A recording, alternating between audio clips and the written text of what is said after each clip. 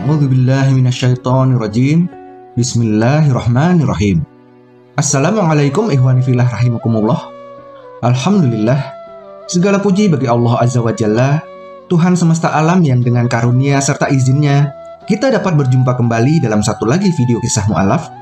Tak lupa sholawat serta salam semoga selalu tercurah bagi junjungan kita, manusia terbaik yang pernah berjalan di muka bumi ini, Nabi Muhammad SAW, beserta keluarga, para sahabat beliau, dan juga bagi pengikut beliau yang istiqomah dalam menjalankan sunnah-sunnah beliau. Sobat Filah yang semoga selalu dalam limpahan rahmat serta barokah dari Allah, kami terus berusaha menghadirkan kisah perjalanan dalam menjemput hidayah dari narasumber para mu'alaf yang insya Allah bisa memberi manfaat yang besar bagi kita semua. Seperti kisah dari narasumber kita dalam video yang sebentar lagi akan kita saksikan bersama. Bagaimana kisah perjalanan untuk kembali kepada Islam dari narasumber kita kali ini? Mari temukan jawabannya lewat video beliau. Selamat menyaksikan. Jadi saya waktu itu sebelum menikah itu saya sudah masuk Islam. Itu pun masih karena ikut ya, bukan karena hidayah, belum. Saat itu saya belum mendapatkan yang namanya hidayah itu apa. Ya setelah sempat ada pertentangan dari keluarga, tapi saya akhirnya tetap menikah juga secara Islam, dan saya benar-benar yang menjalani sebagai seorang muslim, sholat atau apa itu setelah pernikahan 10 tahun. 10 tahun itu saya terombang-ambing, kadang pulang ke rumah orang tua, ke gereja lah, macam-macam. Dan itu memang luar biasa, 10 tahun itu cobaannya luar biasa, karena saya mungkin waktu itu kosong, nggak ada apa ya, nggak punya iman ya, kesini enggak. Ya suatu saat saya kan punya anak satu cowok, saat itu masih satu. Tapi anak saya itu saya masukkan ke sekolah Islam dari kecil. Saya panggilkan guru ngaji, termasuk Mbak Fani ini. Waktu itu belajar Iqra. Anak saya masuk Aisyah. Itu semakin bertambah besar, SD kalau nggak salah. Itu sering apa ya? Ada pelajaran agama yang anak kadang bertanya, "Mah, ini kamu gini-gini." Saya bingung saat itu. Saya nggak tahu apa-apa itu. Terus suatu saat saya udah mulai ketertarikan, tapi saya mungkin masih belum terpanggil atau bagaimana. Terus akhirnya suatu saat itu anak saya itu, karena saya tahu di sekolahan harus diajarkan sholat kan, paling enggak kan ada pelajaran agama Islam. Nah, saat itu saya nyuruh ke anak saya supaya sholat.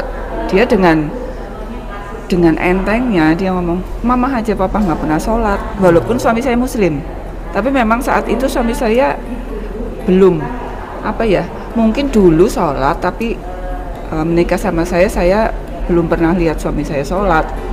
"Mama, papa aja nggak sholat, ngapain?" Saat itu saya kayak dihantam, dek. Pertama itu, kok gini ya jawaban anakku gitu. Terus beberapa kali lagi, karena ada tuntutan saat itu, orang tua paling nggak membimbing anaknya suruh sholat saat itu ya, karena tuntutan sekolah mungkin ya. Terus beberapa kali lagi saya seperti itu lagi. Jadi saya seolah-olah kayak dihantam setiap hari. "Mama, papa aja nggak pernah sholat, aku nggak mau sholat terus," saya gitu. Terus lama-lama saya merenung, hidup saya itu mau dibawa kemana gini. Saya nggak sholat, saya nggak ke gereja juga. Ya itu, lama-lama saya kok seperti ingin tahu belajar sholat itu gimana sih gitu. Terus saat itu saya punya teman, suaminya itu mau berangkat umroh. Saya nggak tahu kalau mungkin di sana yang saya tahu pasti ke sana doanya pasti dikabul. Cuma saya belum yakin. Saat itu saya nitip surat. Tapi saya kasih surat itu untuk Allah. Saya nggak tahu nanti mau ditaruh di mana gitu. Saya minta didoain, saya kepingin macam-macam deh. Nah, begitu suami teman saya mungkin udah sampai di Mekah atau apa ya, saya kok tiba-tiba ingin belajar sholat. Saya saat itu nggak punya mukena, nggak punya apa, saya terus pinjam ke teman. Tapi saya hanya belum tahu apa ya, belum tahu doanya apa. Cuma aku melu lah ya, melu sholat gitu. Saya saat itu ke teman saya kaget, itu istrinya yang suaminya berangkat umroh itu. Ayo belajar. Tapi cuma gerakan aja, saya belum belajar apa-apa. Terus semakin kuat saya itu akhirnya membeli buku, belajar sendiri di dalam kamar, baca ini.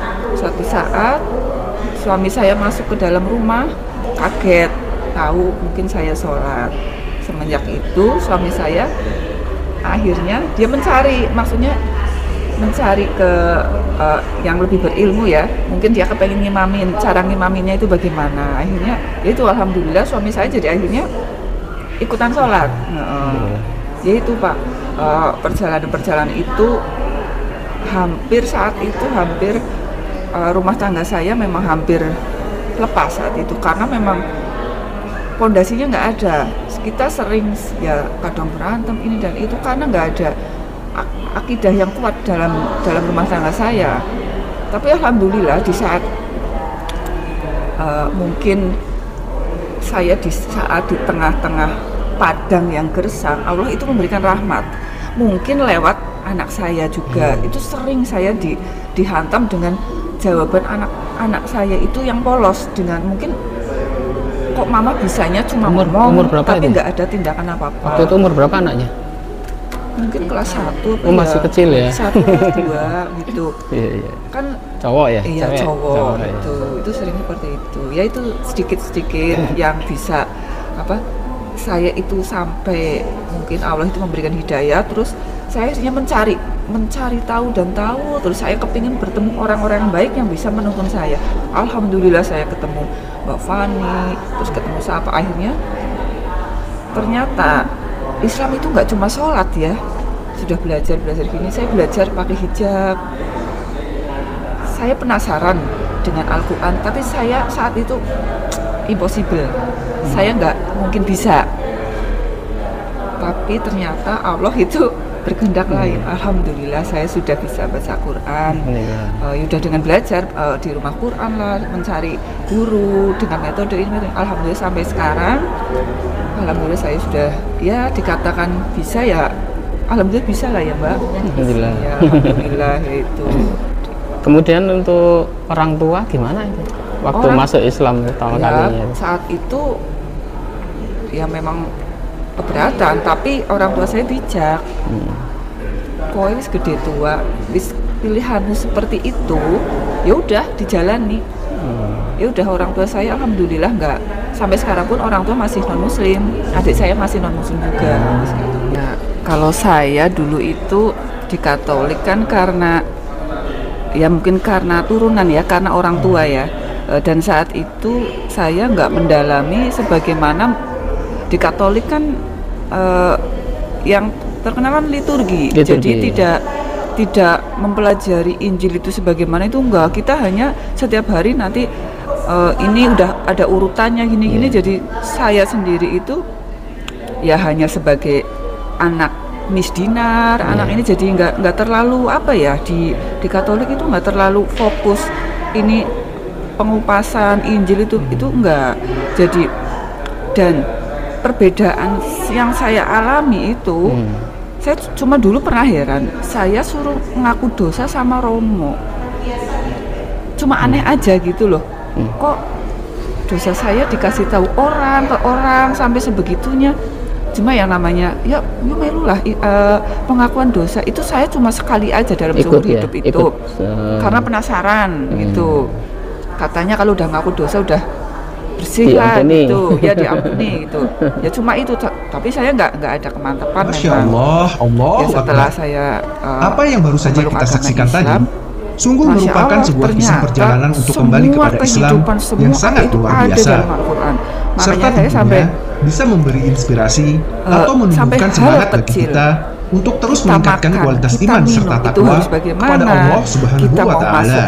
kamar Dan mandi, supaya toilet ada itu lebih banyak bagaimana saudara kita kita bangun tidur. yang bisa Semua memperoleh itu manfaat ada, dari kisah makanya saya narasumber kita tadi, dulu mohon perasaan di share atau Katolik itu bagikan nggak ada video seperti ini itu melalui gitu loh. akun media sosial yang antum Masya Allah, miliki. semuanya itu luar biasa. Insya Allah, Ya, dengan jelas-jelas membagikan jauh video beda. ini dapat membuka Saya itu jalan mendidik hidayah anak bagi laki-laki saudara-saudara udah kita yang non-muslim. memang mungkin berat karena ya mungkin yang getol sekali saya kalau suami saya pribadi itu mungkin santai dan ya udah seperti itulah gitu. Jadi saya mungkin saya itu kepinginnya menuntut anak-anak saya seperti ini. Ya Allah, saya kepingin, karena saya kadang iri lihat ya Allah anak laki-laki ke masjid ini dan itu. Saya memang masih jauh karena mungkin saya berat.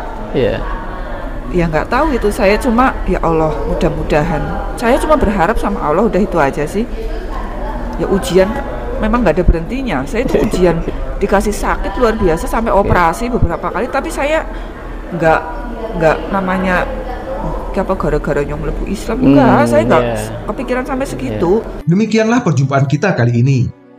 Seperti biasa, sebelum video ini saya akhiri, kembali saya memohon dukungan antum agar channel kami ini dapat terus bertahan dan berkembang, serta terus menghadirkan konten-konten Islami.